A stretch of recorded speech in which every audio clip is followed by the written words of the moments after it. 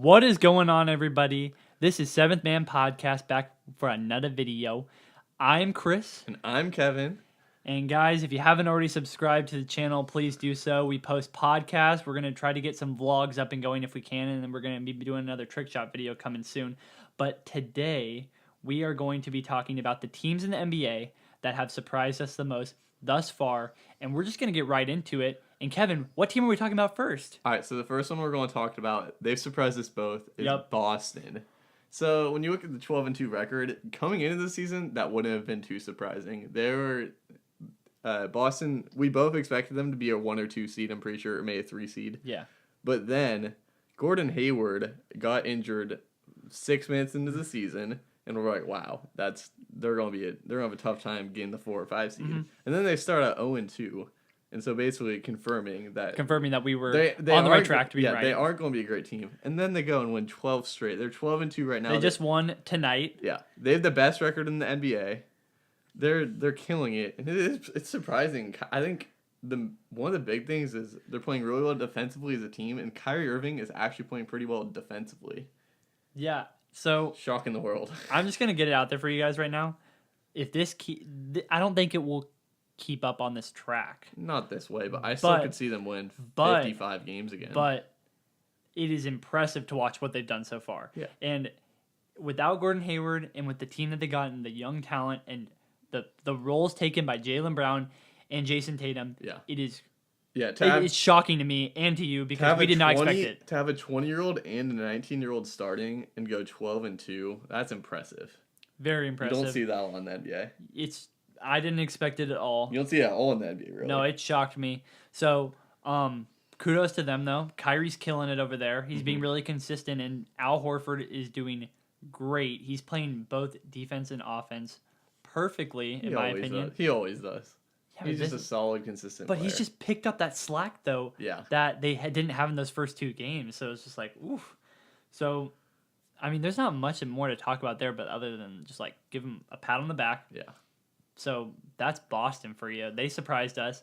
And let's get into the next one. I'm going to talk about 2 that surprised me, 2 other ones that surprised me, and then Kevin's going to talk about 2 that surprised him. And I'll talk about this one. I'm going to go with the Knicks. The Knicks right now sit in the Atlantic Division at 7-5. They're third behind Boston and Toronto. Toronto's also 7-5, so take that into note. The Knicks, I did not expect to be where they are right now. I get like the whole loss of Carmelo. Like, moving on. Like, I think that was good for the Knicks. I think it was good for Carmelo. I think they benefited both from it.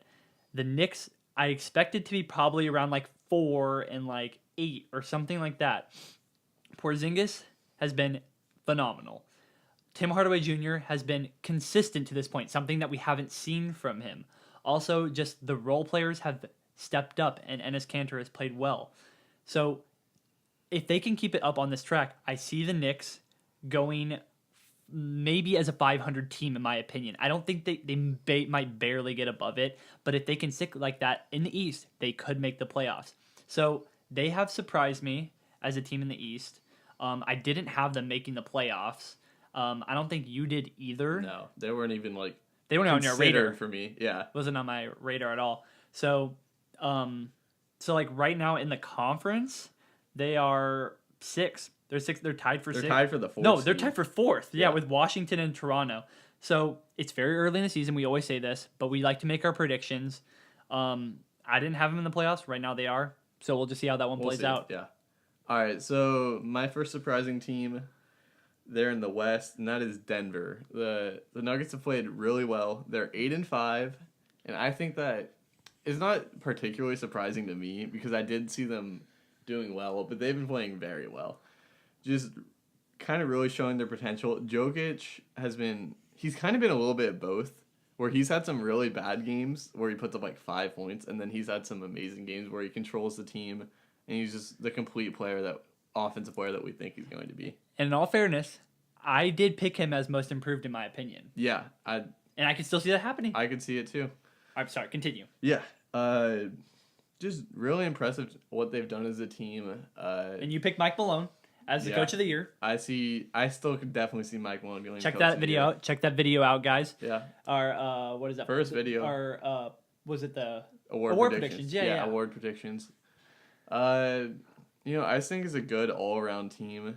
Emmanuel Mudiay has actually played better than he has in the past, which is good. He's still not playing great, and their point guard situation still isn't great. I kind of would have liked them to trade for Eric Bledsoe. I think that would have been a great trade, but Ooh, I didn't even think about that one. they didn't. And I don't know. I think it's a little surprising just to go 8-5 with a really bad point guard spot, and especially in the West right now, where everyone is a good point guard. But yeah, that's why they're surprising to me. Yeah, I agree 100%. All right, I'm going to move on to the second team that has surprised me. They are coming from the East. They're coming from the Central Division. I'm talking about the Detroit Pistons. Detroit basketball. Motor City has surprised me probably the most besides the Celtics.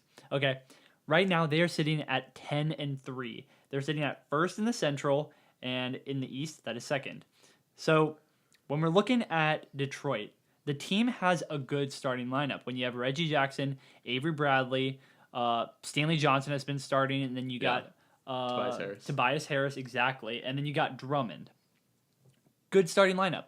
I had a problem with their bench going in. I said they were going to make the playoffs, probably get lower in like 5 through 8 area, which so far I think it's still going to get on that track. I just think it surprised me how well Tobias Harris has played.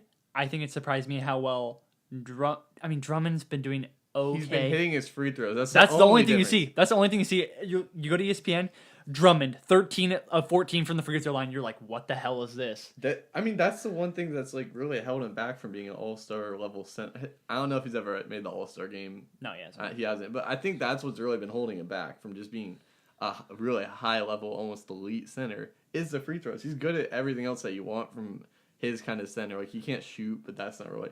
He's just so elite, like athleticism-wise, rebounding defense around the basket. Yeah. So I think the free throws is really what's been changing it. And if you think about it, I mean, if they're losing the game by 10 points, it could have been Drummond's free throws. Yeah. And now they might be winning that game because of Drummond's free throws. So I think just the team has meshed well. Stan Van Gundy is doing well as a coach. It's just surprised me. They are in the East, so they might have it a little bit easier than, say, teams in the West. Yeah. But so far, they have surprised me as a team. They're playing well. They're playing defense. Stanley Johnson is mostly a defensive player. Avery Bradley can play both ways. Reggie Jackson, definitely been a big addition as Avery Bradley. Oh, well, yeah, definitely. I mean, he's always up for first team all defensive. Yeah. Every year. I mean, he's just coming from a team that knows how to win. Oh, man. If you imagine with the Celtics, if they still had Avery Bradley right now. Yeah, they'd be doing great. Woo. But right now, Detroit is benefiting from that. They're playing great all-around basketball. Yep. So kudos to them. They have surprised me. All right, yeah. I agree with that. Detroit's obviously been very surprising. Yeah. The last team we're going to talk about, I think it surprised everyone, is Orlando. They're at 8-5 right now, which is pretty shocking. Because this team, I mean, I didn't think that they were going to make the playoffs at all. I've never been a fan of the way they assembled their roster. Basically, just a bunch of average players who haven't done anything. I mean, you look at Mario Hezonja, he was a huge bust. He was like the sixth pick in that draft. And he is a bust. Yeah. That was a really good draft too. I mean, I get your point. That was the Miles Turner and the Devin Booker draft, right? They're both behind him. You're right. So I mean, it's just the team. It's had a lot of issues.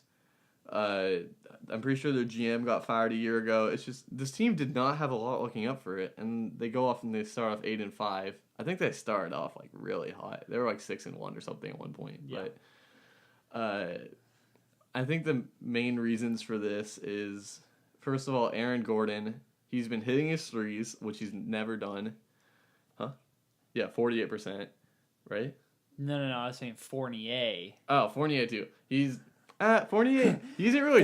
Fournier, he's probably shooting 48%. Yeah, he hasn't been really changing much. Fournier's always been a solid scorer, but I think it's the team around him that's really improved. Aaron Gordon has turned into almost a star, at least so far in the first 13 games. He's been really leading that offense. Yeah. Nikola Vucevic. Oh, he's been great. He's been awesome. Just great offensively, stepping it up. Yeah, definitely. The whole team. It's just better spacing. They aren't playing Bismack Biyombo as much, which really cramped their spacing. He was a bad signing. He's just a bad fit for that team. I don't think he's a bad player. He played really well in the playoffs one year for Toronto when Valanciunas got hurt. So I think he's potential, but he just needs to be on a team like the Warriors where they'll space around him. But, yeah, they're not really playing Biyombo this year, which I think helps. I just think the whole team's playing better. I Yeah. think it's just chemistry, and Terrence Ross is playing well. Jonathan Simmons was a good signing. Oh yeah, Jonathan Simmons. I think this team has a good chance at making the playoffs in the East. Yeah, and then also Elfrid Payton's just coming back. Yeah, from an Elfrid injury. Payton is still a good player. He's just coming back from an injury, so we'll see how that goes. Hopefully, he doesn't get injured again. Mm-hmm. But Magic have surprised me as well. Yeah. So, guys, those are the teams that have surprised us the most. How many of those were from the East? There were like four from the East. Four from the East. Four from the East, one from the West. I mean, so the West has played out like we thought it would. Yeah. I guess so far. Except for Oklahoma City, but that's more disappointing. Yeah. So, guys, those are the teams that have surprised us the most in the NBA thus far through like 12, 13 games. We're gonna go ahead and make another video. The next video is gonna be the most the teams that have been disappointing thus far. Like surprisingly bad this year. Yeah, so far. So look out for that next video. But guys, like this video, comment on it if you want to talk to us. But subscribe to the channel. Lots of good videos coming your way. And I'm gonna throw this one over to Kevin. Later.